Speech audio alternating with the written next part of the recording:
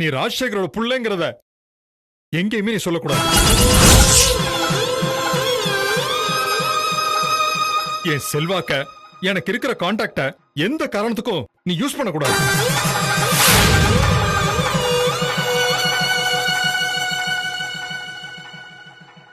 நீ எங்களுக்கு பிள்ளையா இருக்க போறியா இல்ல மயிலுக்கு தாசனா இருக்க போறியா? நீயே முடிவு பண்ணி சொல்லு. அப்பா ப்ளீஸ் பா, தயவு செஞ்சு என்ன இப்படி கார்னர் பண்ணாதீங்க. எனக்கு எல்லாருமே வேணும்பா, யாருமே வேண்டான்னு என்னால நினைக்கவே முடியாது. இல்ல ஜீவா, நாங்களா அவளான்னு கேட்டதுமே நீ எங்க பக்கம் வந்திருக்கணும். நீ யோசிக்கிறதே எங்களுக்கு பெரிய ஷாக் தான். நேரடியா உன் முடிவு சொல்லு. அப்பா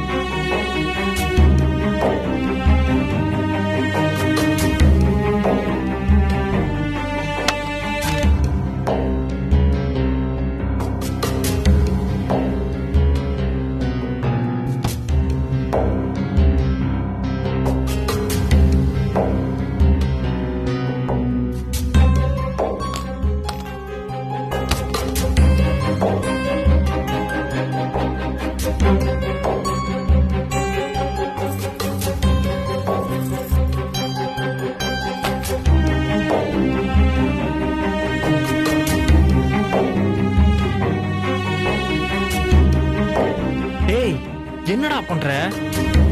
அப்பா என்ன சொல்றாருன்னு உனக்கு புரியலையா? முட்டாள்தனமா முடிவு எடுக்காம நிதானமா யோசிடா. இல்லடா, எனக்கு வேற வழி தெரியலடா. நான் இந்த முடிவு எடுத்ததுக்கு மயில் மட்டும் போதும், இவங்கெல்லாம் வேண்டான்னு அர்த்தம் இல்லடா. நான் மனசார அந்த மாதிரி நினைக்கல. எனக்கு பணம், சொத்து, பிசினஸை விட எனக்கு மயில் ரொம்ப பெருசுடா.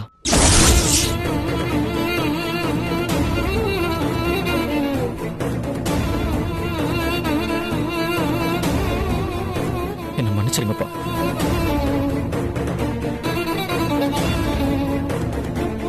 அது இந்த ஜென்மத்தில் நடக்காது. அவளுக்காக எங்களை தூக்கி எறிஞ்ச உன்னை மன்னிக்கவும் மாட்டோம், ஏத்துக்கவும் மாட்டோம்.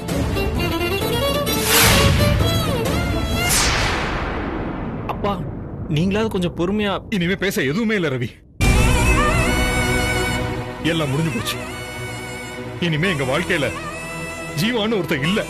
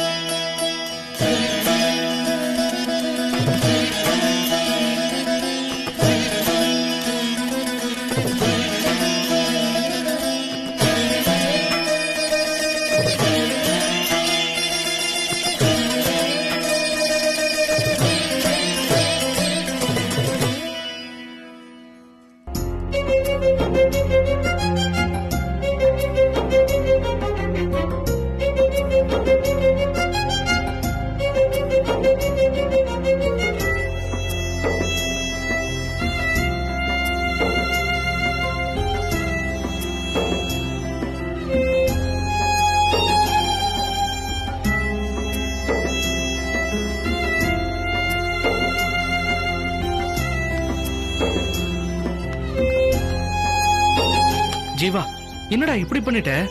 நீ செஞ்சது தப்புடா. சாரிடா, இனிமே இதை பத்தி நம்ம பேச வேண்டாம். நீங்களும் இப்பவே ஊரு கிளம்புங்க.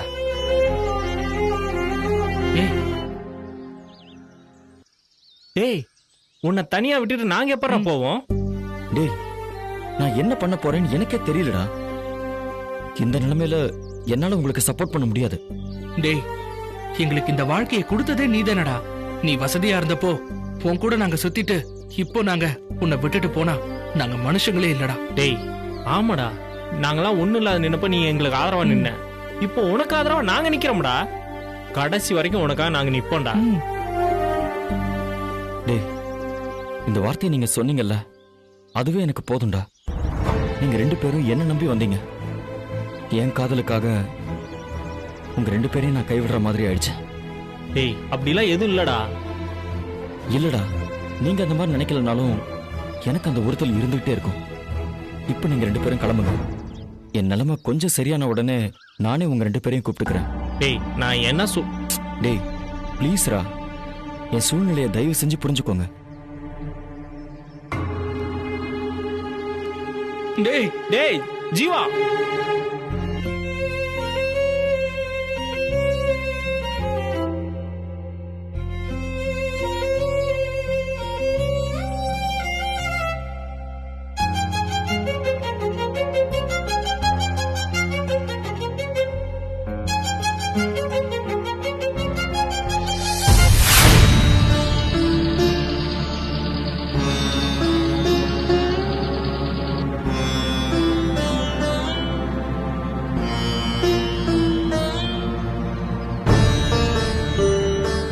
மயிலே நில்லு மயிலே, உங்ககிட்ட கொஞ்சம் பேசணும்.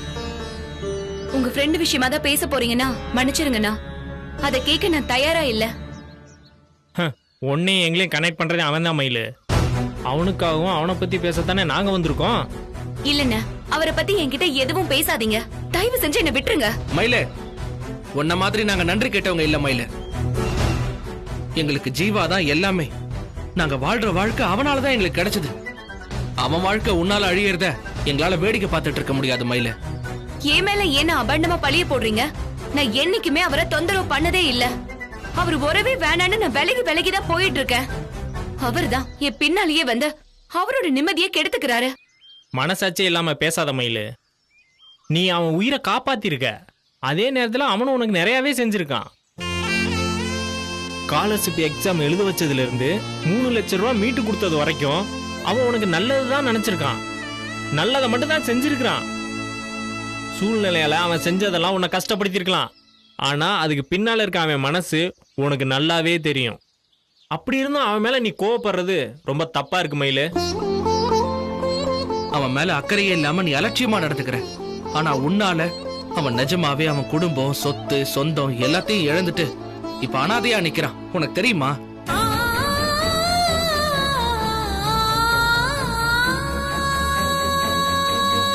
என்னால அனாதையா நிக்கிறாரா? என்னென்ன சொல்றீங்க? ஜீவாவோட அப்பா இன்னைக்கு வந்திருந்தாரு.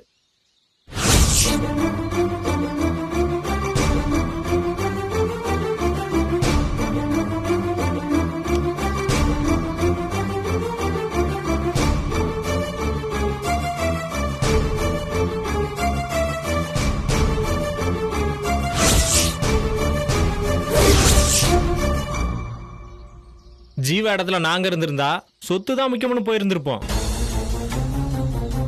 ஆனா ஜீவா சொத்தா நீயான்னு தடுமாறவே இல்ல.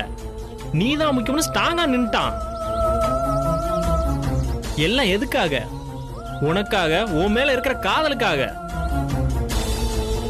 ஆனா அவன் காதலே நீ புரிஞ்சுக்காம இருக்கிறதா கஷ்டமா இருக்கு மயில. அவன் பிறக்கிறப்பவே கோடீஸ்வரன், ராஜ வாழ்க்கை வாழ்ந்தவன். உனக்காக எல்லாத்தையும் வேணான்னு உதறி தள்ளி போட்டுட்டு போட்டிருக்கிற ட்ரெஸ்ஸோட அவன் தெருவுல நிக்கிறான். அவனுக்கு இந்த தலையெழுத்தெல்லாம் தேவையா மயில? ராஜா மாதிரி பார்த்த அவனை இப்படி எங்களால பார்க்க முடியல மயில. ரொம்ப கஷ்டமா இருக்கு. உனக்காகத்தான் அவன் இவ்ளோ தியாகத்தை செஞ்சிருக்கான். இப்பவாவது நீ அவன் காதலை ஏத்துக்கிறதா நியாயமா இருக்கும் மயில. அவர் செஞ்சதெல்லாம் எனக்கு தியாகமா தெரியலன்னு முட்டாள்தனமா தெரியுது. நாங்க 2 பேருமே காதலிக்கிறத வச்சுப்போம். அப்ப சொத்தா நானான்ற கேள்வி வரப்ப அவரு நான் தான் முக்கியம்னு வந்தாருன்னா அதுல ஒரு அர்த்தம் இருக்கு. ஆனா நான் அவரை லவ் பண்ணவே இல்ல. எனக்காக அவரு எல்லாத்தையும் தியாகம் பண்றதும் அதையே காரணமா வச்சு அவர் காதலை ஏத்துக்க சொல்லி நெருக்கடி கொடுக்கறதும் எனக்கு சரியா படலன்னு. நாங்க நெருக்கடி எல்லாம் கொடுக்கல மயிலு. அவன் நீதான் வாழ்க்கை நினைச்சு மத்தது எல்லாத்தையும் இழந்துட்டு நிக்கிறான். நீ ஒருத்தி அவனுக்கு கிடைச்சா போதும். அவனோட சந்தோஷங்கிறதே நீ மட்டும்தான். இப்பவாது அவனை பத்தி கொஞ்சம் யோசிக்க கூடாதான்னு தான் கேக்குறோம். இதுல யோசிக்க எதுவுமே இல்லன்னு. உங்க சொத்து சுகத்தெல்லாம் விட்டுட்டு வாங்க, நான் உங்க காதலை ஏத்துக்கிறேன்னு சொல்லவே இல்ல. அவராவே இத செஞ்சா இது நடக்கும்னு கற்பனை பண்ணிக்கிட்டாரு. அதுக்கு நான் பொறுப்பாக முடியாது. கொஞ்சம் கூட இறக்கமே எல்லாம் பேசுறேன் மயிலு.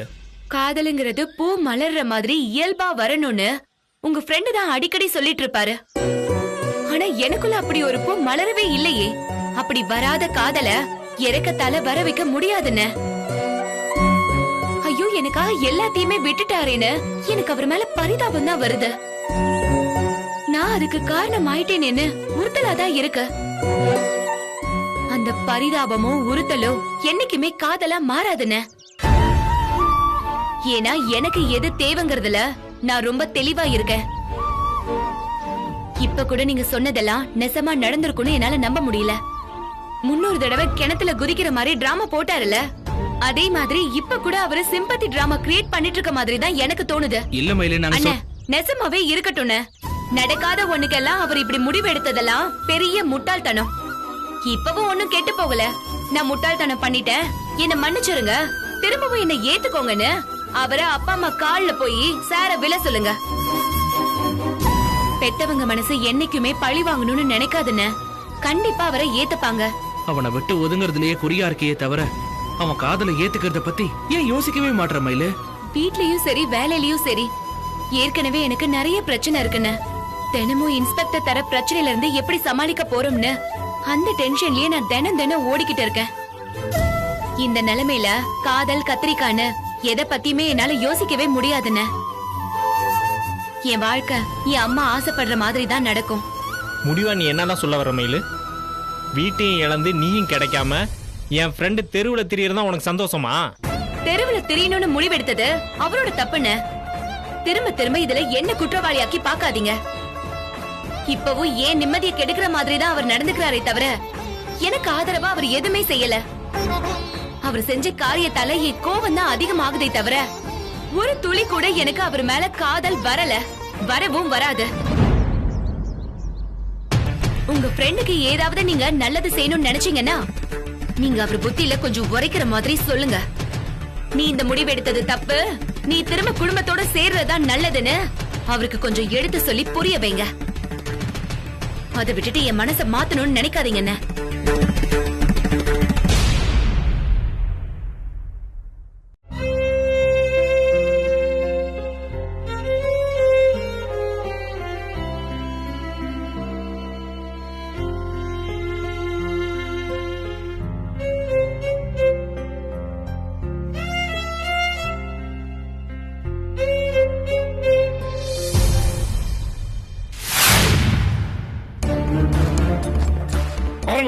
ஆண்டவரே, சாப்பாடு வாங்க போன மயிலங்க பசி உயிர் போகுது. நானும் அவளை தான் எதிர்பார்த்துட்டு இருக்கேன் ஆண்டவரே. ஒருவேளை இந்த ஊர்ல சட்டம் ஒழுங்கெல்லாம் சரியா இருக்கான்னு பார்த்து வருவான்னு நினைக்கிறேன். நேரம் கட்ட நேரத்துல விளையாட்டுலாம் பண்ணக்கூடாது. மரியாதையா எங்க இருக்கான்னு போன் பண்ணி கேளுங்க. மயிலே, தலைவரே, தங்க மயில் வந்துருச்சு. அவர் உன்னை கேட்டாரையா? வாங்க மேடம். எப்படி இவ்வளவு சீக்கிரம் வந்துட்டீங்க? ஸ்டேஷனுக்கு என் வீட்டுக்கும் ஒரு 10-15 மைல் இருக்குமா? இல்ல சார், வீட்ல. நீ எல்லாத்துக்கும் காரணம் சொல்ல ஆசைப்படாத. பசியால ஒருத்தன் துடிச்சிட்டு இருக்கான். போனமா சாப்பாடை எடுத்தமா வந்தமான்னு இல்லாம ஆடி அசைஞ்சு பராக் பார்த்துட்டு வந்தியாக்கும். சீக்கிரமா ஸ்டேஷனுக்கு வரணும்னு அறிவு வேணா? ஆண்டவரே, சட்டம் போட்டீங்கன்னா பசி எல்லாம் அதிகமாயிடும். முதல்ல போய் சாப்பிடுங்க. உடம்புல தெம்பு வந்ததும் அப்புறம் விட்ட இடத்துல இருந்து கச்சேரி ஆரம்பிச்சிருங்க. புதமணி, சாப்பாடுங்க. இல்ல சார், சாருக்கு சாப்பாடே எடுத்துட்டு வரல. ஏன்? வீடு பூட்டி இருந்துச்சு சார். கதை விடாத. உண்மையாவே நீ என் வீட்டுக்கு தான் போனியா இல்ல பசியிலேயே இவன் கிடந்து சாவிட்டும்னு சாப்பாடை எடுக்காம வந்தியா? இல்ல சார், நான் நெசத்தை தான் சொல்றேன். வீட்ல யாரும் இல்லங்கிறது தான் நெசம். யாரும் இல்லன்னா என்ன, பக்கத்து வீட்டுல கேட்டுக்கலாமே.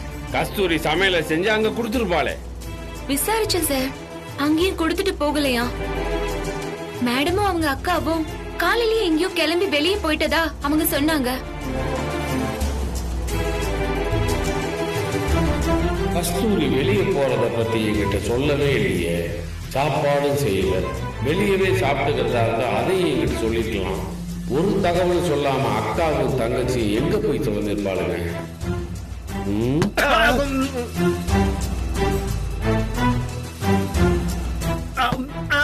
ஏன் மயில, நீ அங்கிருந்து ஐயாவுக்கு போன் அடிச்சு கேட்டிருந்தீங்கன்னா அவர் மேடத்தை கேட்டு என்ன ஏதுன்னு சொல்லிருப்பாரல்ல.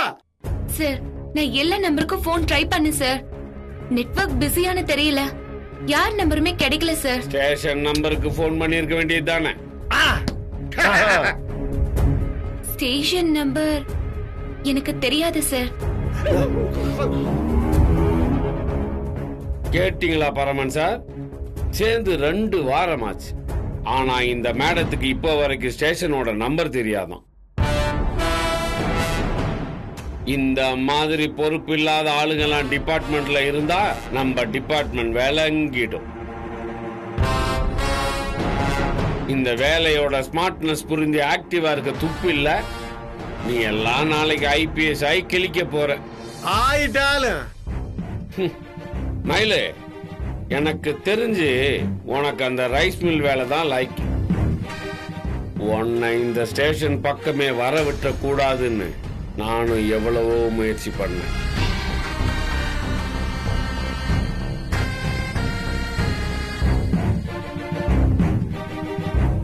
எல்லாத்தையும் சேர்த்து வச்சு ஒரு நாள் இருக்குது உனக்கு.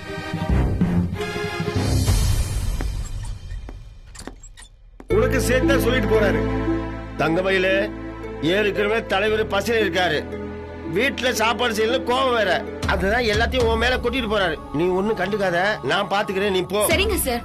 வீட்ல இருந்து சாப்பாடு வரலனா வெளியில வாங்கி சாப்பிட்டுக்கலாம்ல. வெளி சாப்பாடெல்லாம் ஐயாவுக்கு ஒத்துக்காது. டீ கடை வடை மட்டும் ஒத்துக்கும், கடை சாப்பாடு ஒத்துக்கலன்னா எப்படி சார்? அது பழக்கமாயிருச்சு.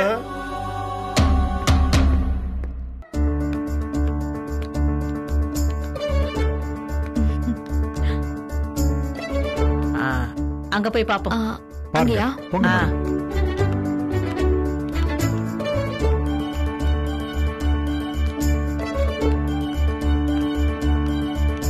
பாருங்க, நல்ல வெளிச்சமா காத்தோட்டமா இருக்குதுல்ல. என்னம்மா சுத்தி சுத்தி பாக்குறீங்க? இந்த வீடு பிடிச்சிருக்கா இல்ல வேற வீடு காட்டட்டுமா? என்னடி அக்கா, இந்த வீடே நல்லா தானே இருக்கு. உனக்கு வேற வீடு பாக்கணும்னு தோணுதாக்கா? அது இல்லடி, எனக்கு என்னமோ இந்த வீட்டை பார்த்த உடனே மனசுக்கு ரொம்ப பிடிச்சிருக்கு. வாஸ்து பிரகாரம் வேற கட்டி இருக்கிறாங்க. நல்ல காத்தோட்டமாவும் வெளிச்சமாவும் இருக்குது. உனக்கும் பிடிச்சிருந்ததுன்னா பேசி முடிச்சிருவோம்.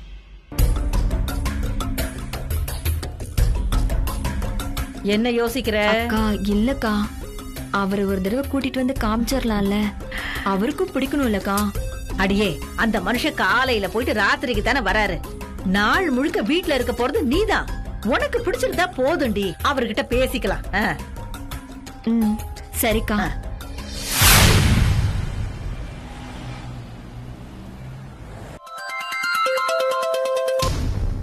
ஹாய்டா ஜீவா. இப்பதான் என் போன் நம்பர் உனக்கு கண்ணுக்கு தெரிஞ்சதா? இல்ல நான் ஒருத்தன் இருக்கேங்கிறதையே நீ மறந்துட்டியா? அப்படியெல்லாம் எதுவும் இல்லடா, நான் கொஞ்சம் பிஸியா இருந்துட்டேன். சரி, அது இருக்கட்டும். நீ எப்படிடா இருக்க? நான் சூப்பரா இருக்கேன். நீ எப்படா இருக்க? ஆமா, ஏன் உன் வாய்ஸ் ரொம்ப டல்லா இருக்கு? ஏதாவது உடம்பு சரியில்லையா? இல்ல, பிசிக்கலா ஓகே, ஆனா ரொம்ப மென்டலி ரொம்ப டிஸ்டர்ப்டா இருக்கேன். யாரை பார்க்கறது, என்ன பண்றதுன்னு எதுவுமே தெரியல. மனசு சுத்தமா பிளாங்க் ஆயிடுச்சு. அதான் உனக்கு கால் பண்ண. ஏன்டா இப்படிலாம் பேசுற? ஆமா, உனக்கு என்ன பிரச்சனை? நான் வீட்டை விட்டு வெளியே வந்துட்டேன்டா. என்னடா சொல்ற? ஆமா, உன் வீட்டோட செல்ல பிள்ளையே நீதான். நீ எப்படி இந்த முடிவெடுத்த? ஆமா, உன்னை எப்படி உன் வீட்டுல விட்டாங்க? எனக்கு ஒரே குழப்பமா இருக்கடா. நான் எல்லா விஷயத்தையும் டீட்டெயிலா நேர்ல சொல்றேன்டா. போட்டிருக்கிற ட்ரெஸ்ஸையும் போனையும் தவிர வேற எதுவுமே இல்லடா. முதல்ல நான் தங்கறதுக்கு ஒரு இடம் வேணும். அதுக்கப்புறமா தான் நான் என்ன பண்ணும் ஏது பண்ணும்னு யோசிக்கணும். இப்போ நான் சேலத்துல தான் இருக்கேன். உனக்கு பிரச்சனை இல்லைன்னா நான் உன் வீட்டுக்கு வரலாமாடா? லூசாடா நீ? ஃப்ரெண்டு வீட்டுக்கு வரதுக்கெல்லாம் பெர்மிஷன் கேட்டுட்டு இருக்க? சென்னைக்கு வரும்போதெல்லாம் எத்தனை தடவை உன் வீட்டுல வந்து தங்கியிருக்கேன். எனக்காவது உங்ககிட்ட பெர்மிஷன் கேட்டிருக்கனா?